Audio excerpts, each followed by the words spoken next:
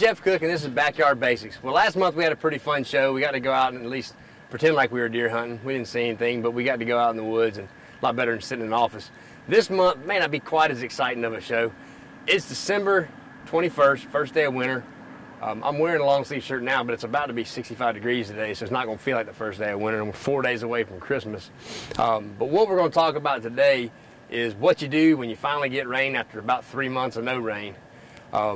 And we're going to talk about late planted, winter forages, late planted wheat, small grains, and talk about how we can manage these things, what farmers are going to have to do, and kind of the challenges that we are facing with a crop that's getting put in the ground so late.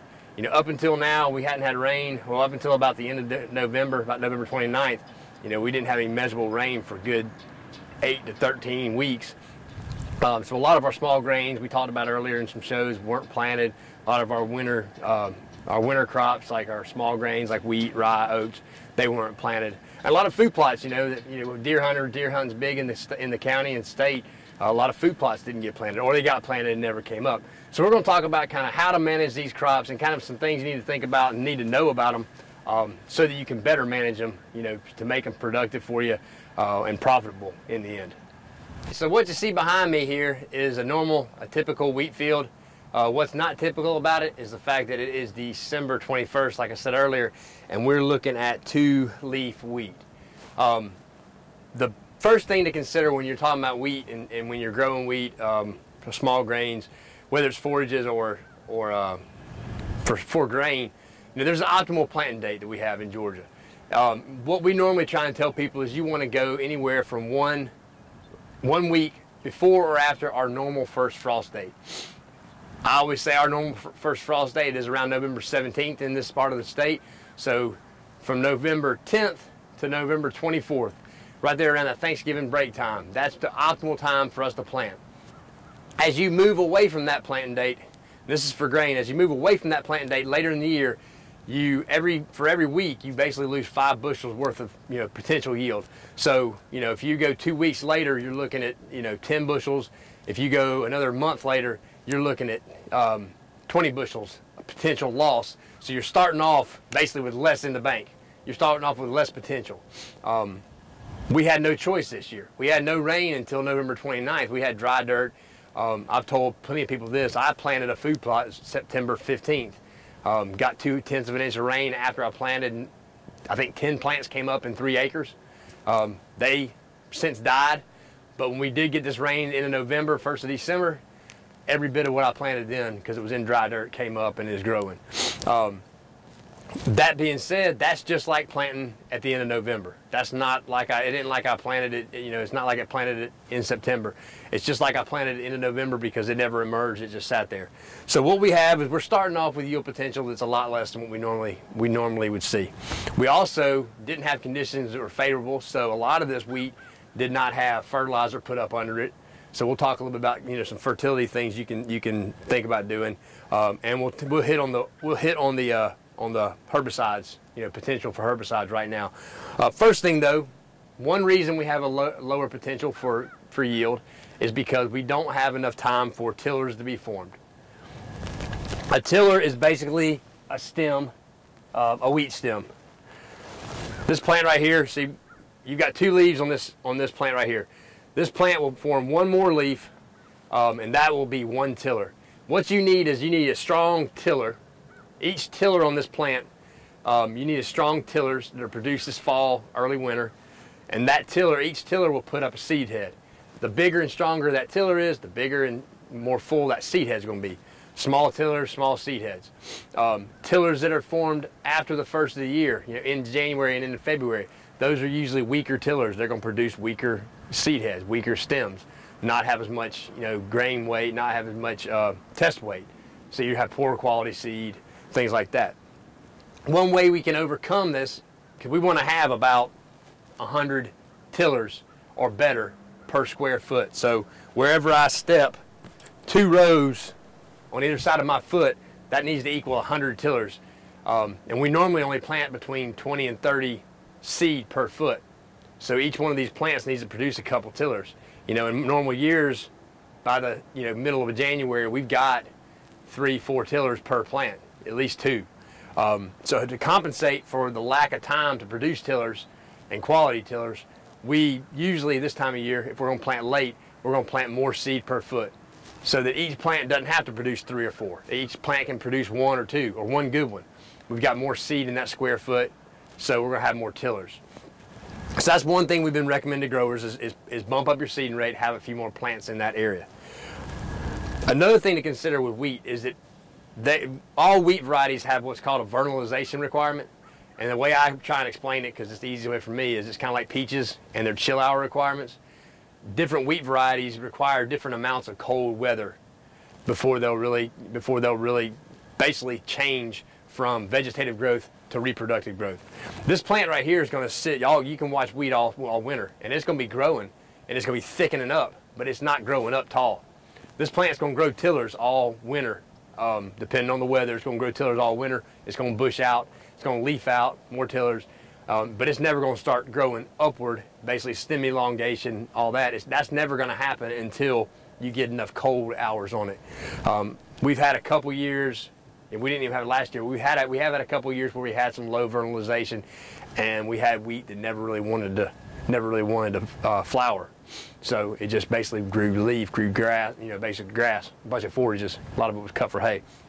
But that's another thing you need. If this is a wheat variety that requires a long vernalization, the fact that it's planted later, it's got less time to accumulate that cold weather, so it could actually, have trouble producing the seed head and growing up into the reproductive stages.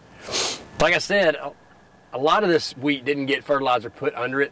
When I say under it, prior to planting, a lot of times people will try and put your phosphorus and some potassium, the potassium for the wheat crop and then potassium for the following soybean crop, and a little bit of nitrogen, anywhere from 20 to 50 pounds of nitrogen prior to planting, not knowing if we were going to get planted and not really having time once we saw we were going to get some rain. A lot of this wheat didn't get fertilizer put under it.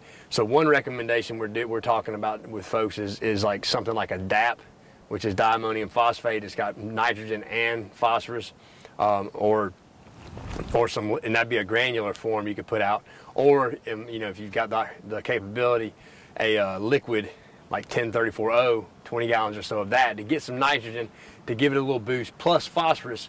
The phosphorus is really good early on, cool soils.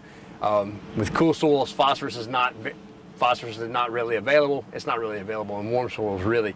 But if you can put some phosphorus out there, it really helps with root growth and getting those roots growing so they can actually start.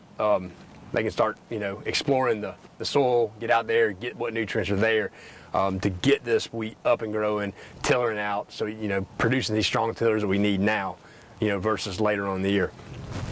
Another consideration is weed control. We normally, I think most everybody that I talk with is very, very late on their weed control. We have issues already with multiple herbicides having resistance, or ryegrass being resistant to multiple modes of action herbicide-wise. We do have some new stuff like Fierce and Zidua, which can be put out early post-emerge.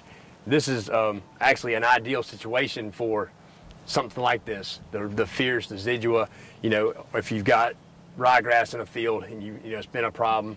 Other products you can use early, Harmony and MCPA for broadleaf stuff.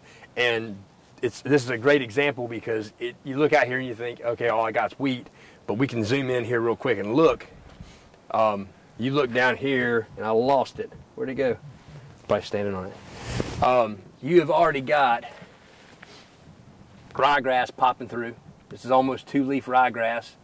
You've got some other broadleaf weeds popping up. I did see some radishes, turnips, whatever you want to call them, mustard right there. There's your wild radish that puts that nice pretty flower that everybody hates and tries to kill with T4D in February. Now is the time to really come out here and attack these weeds so that you're not trying to kill a huge weed. If you spray these things now, you're going to kill everything out here with the lowest labeled rate, cause the least amount of damage if you use the proper herbicides, least amount of damage to your crop.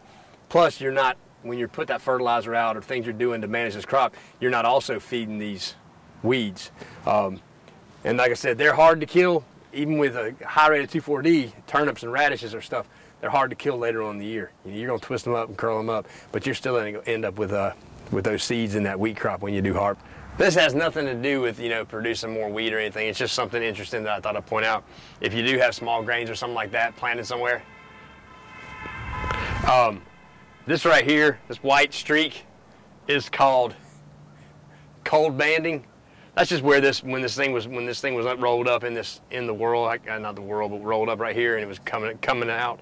Got a little frost on it. Just a little injured tissue, nothing bad there. You'll always see that on small wheat or any of your small grains early in the year.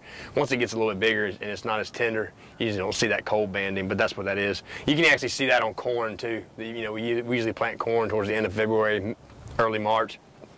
You get some morning frost on it, you get that cold banding right there. But that's no big deal.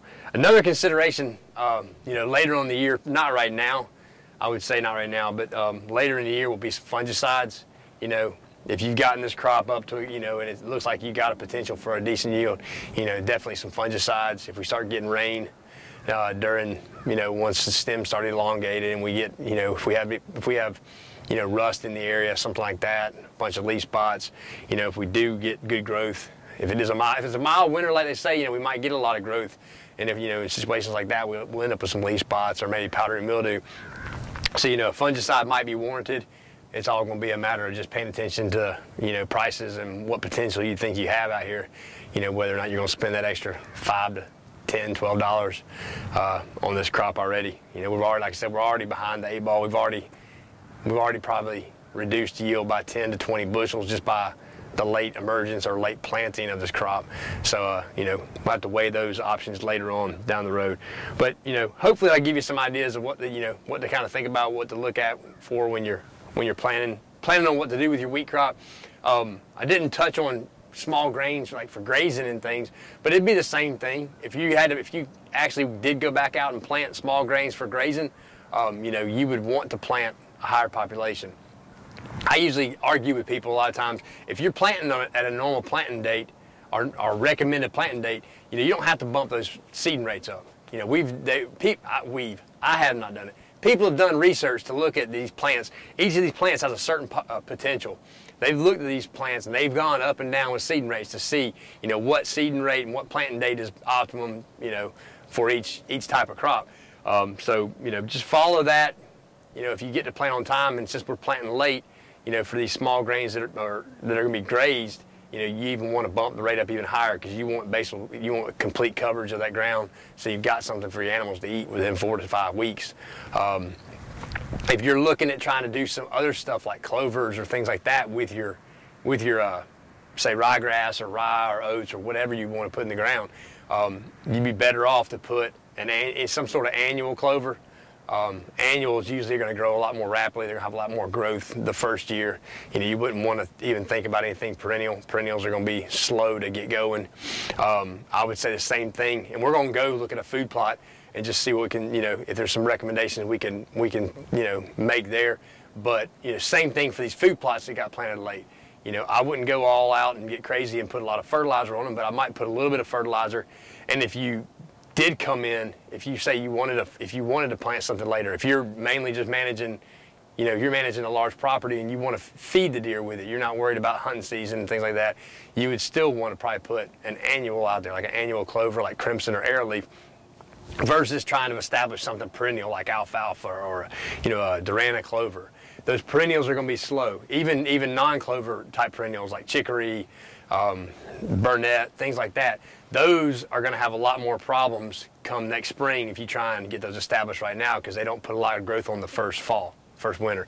They do a lot of root growth, and you know they probably won't have enough time to get strong enough, get a big enough root system to make it through the first spring and summer.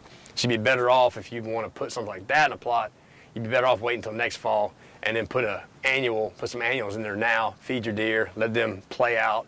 You know, maybe put something there as a summer crop and then come back in the fall, early fall, you know, end of September, all through October, 1st of November, and then plant that perennial crop and give it a chance to get a really good foothold before our summer kicks in and tries to kill it.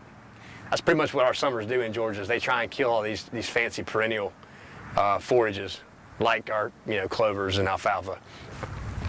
But if you plant them right in the fall, they can withstand it, and they'll be productive in your falls and springs, and somewhat into the winter. All right, now it's a lot. It's a little bit. It's way too late to even think about really planting right now.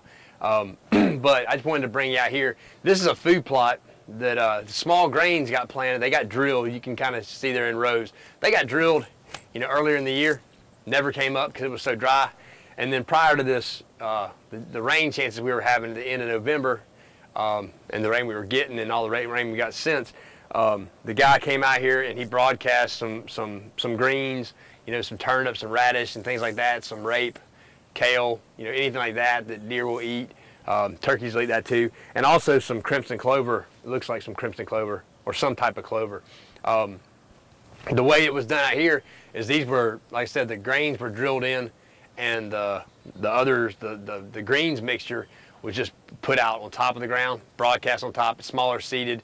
A lot of deer pressure coming in and out of here, just checking things out. They're going to stomp a lot of those seeds in the ground, which is a good way to plant. Same thing with cattle. If you've got that, if you're going to plant like a large seeded grain and a small seeded something, you didn't have a small seeded box on your grain drill, you can broadcast that stuff with a whirlybird spreader by hand, however, and have your cattle come out there, just mob them through there. They'll push it all in the ground far enough to get that good seed to soil contact. Then you just got to hope you get some pretty good rain.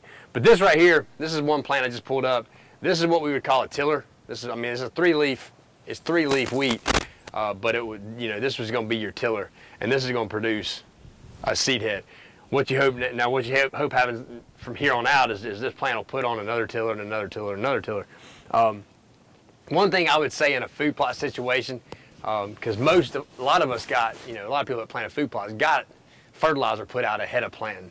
We're a little more hard-headed than a farmer planting, 500 acres of wheat. They're not going to just take a stab at 500 acres worth of fertilizer. You're talking about a pretty hefty bill, if it never rains. Food plots, smaller food plots, an acre, 2 acre, half acre, you're not really throwing a lot of money out the window if you put fertilizer out ahead of planting and you don't get planted, or you don't get rain, or you get a poor stand. So a lot of these food plots had plenty of fertilizer under them. This food plot right here has good color to it. I would just tell you, just let it grow, let it keep going, let it kick, and if it starts getting a little yellow and you want some continue to feed it, you could put a little fertilizer on it later on down the road, maybe into January, middle of January, sometime into February if it starts looking a little yellowish. One good thing about this having clover in it, most of y'all know, we talked about it before, clover is going to produce nitrogen. It fixes nitrogen out of the atmosphere, takes it into the nodules that are on the roots, bacterial filled nodules on the roots, and fixes nitrogen that it helps that plant grow. And with most plants, as the top grows, the bottom grows. If the top gets cut back, whether it's deer, whether it's cattle or mowing, as that top gets cut back, then the root system's going to die back a little bit. As that root system decays and you got nodules that have nitrogen in them, as the parts of that plant decay, you can get a little bit of nitrogen released throughout the year, but the maximum amount of nitrogen produced by any of these legumes is going to be during, right around that full bloom period. So, when if you want the nitrogen from this clover crop to help feed your summer crop, then what you're going to want to do is you're going to want to let this grow and grow and grow until it flowers in the spring.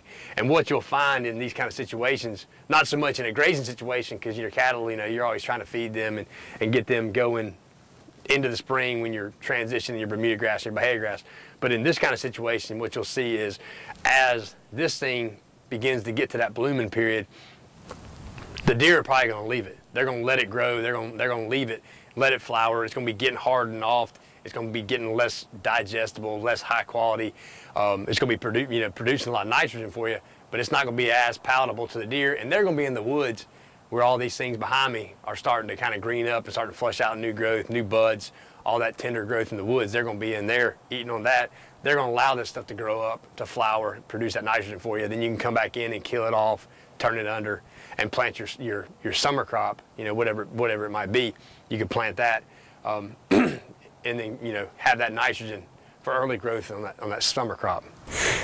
Oh man, the cameraman's stomach's growling. I thought there was a bear out here in this food plot. I was getting a little scared.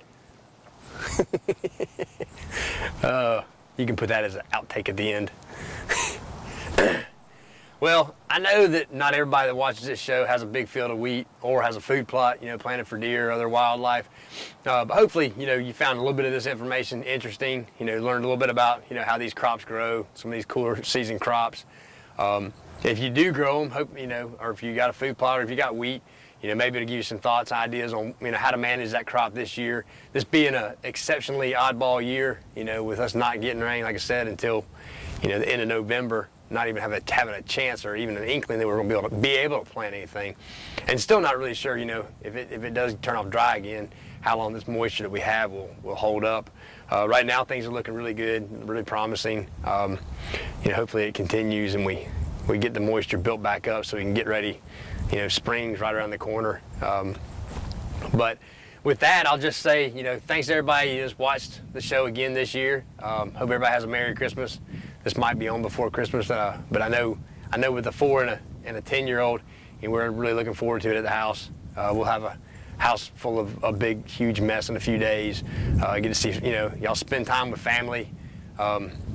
Think about our servicemen and women, that serve in our country, either here or abroad this time of year. And just say a prayer for everybody, especially our nation. As always, I'm Jeff Cook, where we're filmed in your backyard or your back pasture or your wheat field or your food plot.